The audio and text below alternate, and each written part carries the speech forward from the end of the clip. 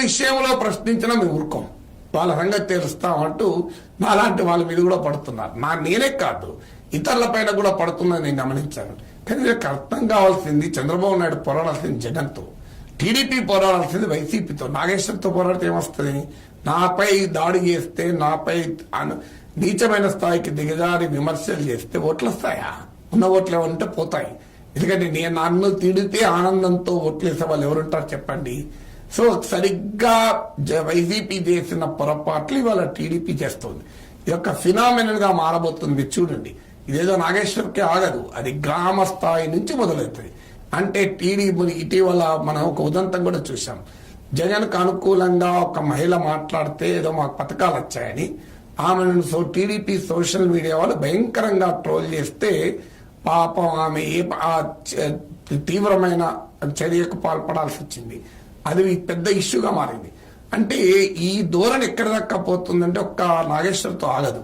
ఈ ధోరణి ప్రతి వార్డులో, ప్రతి పట్టణంలో, ప్రతి ఆఫీసులో, ప్రతి కాలనీలో, ప్రతి గ్రామంలో కూడా మారుతుంది. అంటే మేము గెలవబోతున్నాం, మమ్మల్ని ఎవరైనా ప్రశ్నిస్తే ఊరుకోం, సంగతి తేలుస్తాం, మమ్మల్ని సమర్థించకపోతే మిమ్మల్ని ఏమైనా అంటాం అనేటువంటి అహంకారం ఎప్పుడైతే ప్రదర్శించడం మొదలవుతుందో అది తీవ్రమైన నష్టానికి కారణమయ్యే అవకాశం ఉంటుంది. ఎందుకంటే ఇప్పుడు కూడా ప్రజలు దేన్నైనా సహిస్తారు కానీ అహంకారాన్ని సహించారు.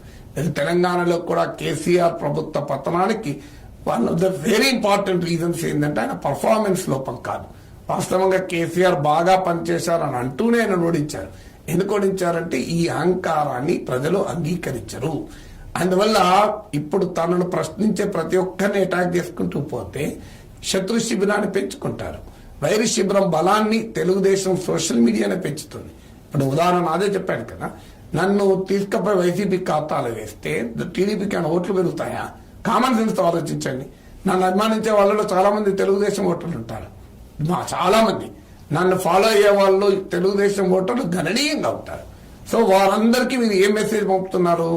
మీరు మాకు వేయకండి, వైసీపీకి వేయండి అని మెసేజ్ పంపుతున్నారు. సో నేను అందుకే నిన్న వీడియోలు చెప్పాను, ఆల్ ది బెస్ట్, మీ ఇష్టం అని చెప్పాను.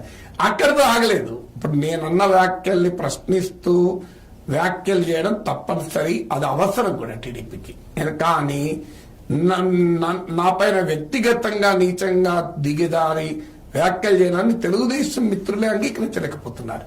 నాకు తెలుగుదేశంలో ఉన్న కీలక మద్దతు ఇచ్చేవారే ఫోన్లు చేసి చెప్తున్నారు, ఇది ఎక్కడే వ్యవహారం సార్, మా వాళ్ళు ఈ స్థాయికి వెళ్ళిపోయారు, వీళ్ళు ఏం మా చెట్టు మేమే నరుక్కుంటున్నాం, చెప్తే అర్థం కావడం లేదు, ఆవేదన వ్యక్తం చేస్తున్నారు.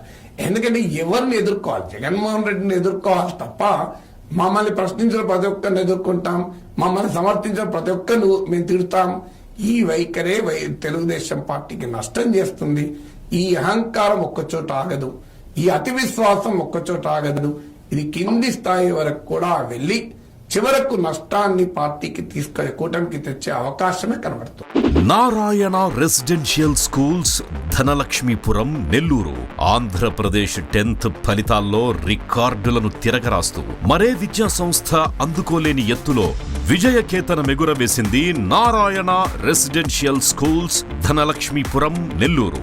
600 మార్కులకి 598 మార్కులతో కేతాన్ అగ్రస్థానంలో నిలవగా 596 మార్కులతో సాయి అక్షితారెడ్డి, నవ్యలోహితరెడ్డి 595 మార్కులతో సిహెచ్ ఆశ్రయ్ రాష్ట్ర స్థాయిలో అద్భుత ఫలితాలను నమోదు చేశారు. అంతేకాకుండా 590+ మార్కులతో 25 మంది, 580+ మార్కులతో 80 మంది, 570+ మార్కులతో 141 మంది, 550+ మార్కులతో 223 మంది విద్యార్థులు విజయకేతనం ఎగురవేశారు. 100% పాస్ పర్సెంటేజ్ తో 544 బ్రాంచ్ యావరేజ్ తో మరే ఇతర విద్యా సంస్థలకి సాధ్యం కాని స్థాయిలో ఒకరు కాదు, ఇద్దరు కాదు, స్కూల్లో ఉన్న ప్రతి విద్యార్థిని టాపర్ గా తీర్చిదిద్దుతూ నారాయణకు పోటీ నారాయణే అని మరోసారి నిరూపించింది నారాయణ నెల్లూరు.